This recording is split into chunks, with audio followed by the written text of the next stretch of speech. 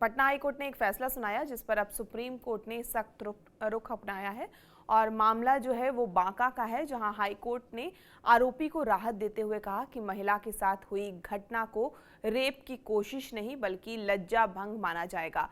Court ने यह भी कहा कि जांच में कई बड़ी कमियां थी और पर्याप्त मेडिकल और अन्य साक्ष्य नहीं थे। अब वरिष्ठ वकील जो है शोभा गुप्ता, उन्होंने इस फैसले का मुद्दा सुप्रीम कोर्ट में उठाया है और सुप्रीम कोर्ट ने कहा कि वो इस मामले पर विस्तृत आदेश जारी करेगा ताकि ऐसे मामलों में कानून की व्याख्या को लेकर भ्रम ना रहे। अगर किसी महिला को जबरन पकड़ना, उसके कपड़े उतारने की कोशिश करना और उसके शरीर पर से छेड़छाड़ करना भी रेप की कोशिश में नहीं माना जाएगा, तो आखिर कानून की नज़र में सीमा क्या है? और सवाल सर ये भी है कि क्या हर बार पीड़िता को न्याय के लिए और ज्यादा सबूत देने होंगे? महिलाओं की सुरक्षा और न्याय का भरोसा आखिर कैसे मजबूत होगा ऐसे में?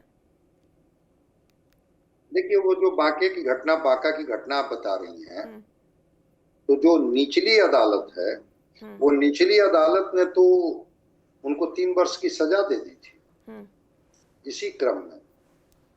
और सजा देने के बाद ये वो हिमांशु कुमार पाठक ने आईपीसी की धारा 376/511 के तहत उनको दोषी ठहराया था और 3 साल के सश्रम कारावास और 5,000 रुपए की जुर्माना की सजा सुनाई गई थी। लेकिन इस आदेश को हाईकोर्ट में चुनौती दी गई और जो आप बता रही हैं कि हाईकोर्ट ने कहा कि आरोपी करीब 3.5 महीने जेल में रह चुका है, वह पहले से जमानत पर है, इसलिए उसे बेल बॉन्ड से भी मुक्त किया जाता है और यदि उसने जुर्माने की राशि जमा की है तो उसे वापस की जाए, यहां तक कहा। लेकिन जो इसके ये है वो मेडिकल रिपोर्ट की बात कर रहा है कि अगर मेडिकल एविडेंस कुछ वैसा नहीं है, क्योंकि कोर्ट साक्ष्य के आधार पर काम करती है, तो मेडिकल एविडेंस नहीं है। भाई, जो सवाल आपके हैं, अब उसका मेडिकल एविडेंस क्या मिलेगा? अगर किसी व्यक्ति ने किसी का ब्रेस्टिंग किया या कुछ और किया या रेप की कोशिश की, इसका क्या मेडिकल एविडेंस मिलेगा? उसका तो कोई मेडिकल एविडेंस मिलेगा नहीं। तो इसी मामले में एक फैसले की बात मैं कर रहा हूं। इसी तरह का एक फैसला आया था बॉम्बे हाई कोर्ट का, स्किन टू स्किन विवाद। हाई कोर्ट ने जनवरी 2021 में बॉम्बे हाई कोर्ट की जज पुष्पा गनेडीवाला ने आरोपी को बरी कर दिया था, लेकिन सुप्रीम कोर्ट ने 19 नवंबर 2021 को हाई कोर्ट के इस फैसले को पूरी तरह पलट दिया।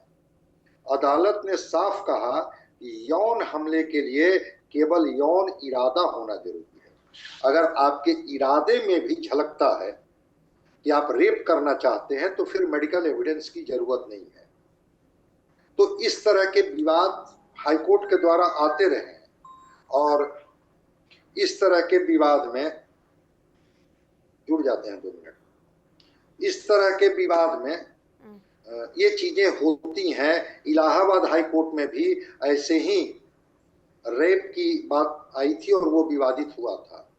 तो मैं भी सुप्रीम कोर्ट के उस लॉजिक से सहमत हूं कि रेप का इरादा भी बहुत कुछ कहता है।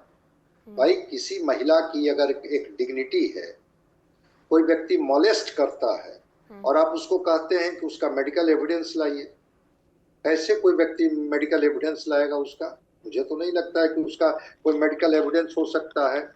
तो ये फैसले को लेकर के मैं भी थोड़ा आश्चर्यचकित। दुष्कर्म के लिए उन्होंने कहा कि पेनिट्रेशन की दिशा में स्पष्ट कानूनी कृत या ठोस साक्ष्य जरूरी है।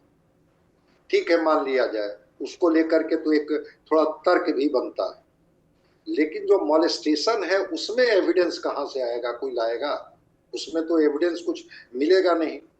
तो उस महिला के साथ जिस तरह से घटना हुई है, उस घटना में तो मुझे भी आश्चर्य लग रहा है कि कैसे जब केस दर्ज किया गया, निचली अदालत ने सजा दे दी, तो फिर उसके बाद कैसे हाईकोर्ट ने उनको बरी किया, ये कहते हुए कि कोई मेडिकल साक्ष्य नहीं है और दुष्कर्म के प्रयास को साबित करने वाला कोई स्पष्ट प्रत्यक्ष कृत्य भी रिकॉर्ड पर नहीं है, यह लॉजिक मुझे भी समझ में नहीं आता है।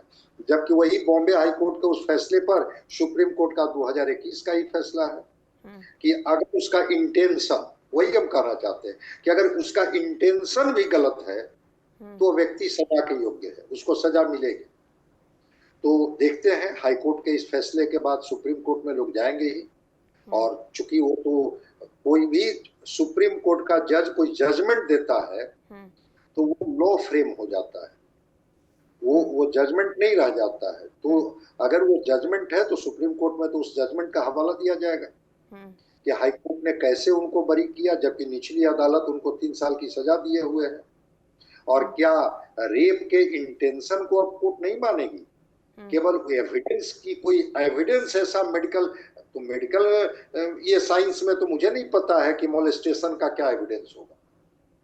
अगर किसी व्यक्ति ने 5 साल पहले किसी के साथ मोलेस्ट किया हो, उसके नाखून के निशान मिलेंगे स्किन पर, उसके 2 साल के बाद 1 साल के बाद तो ऐसा कुछ तो नहीं मिलेगा।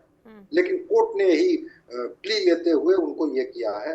तो ये एक मामला है जिस पर कि चूंकि ये केवल कोर्ट का मामला नहीं है, समाज का भी मामला है, और एक तरह से सोशल एंगल से भी इसको देखने की जरूरत है कि इस मामले में क्या किस तरह की कार्रवाई सुप्रीम कोर्ट करती है, कैसे एक्शन लेती है, हम लोगों को इंतजार करना है।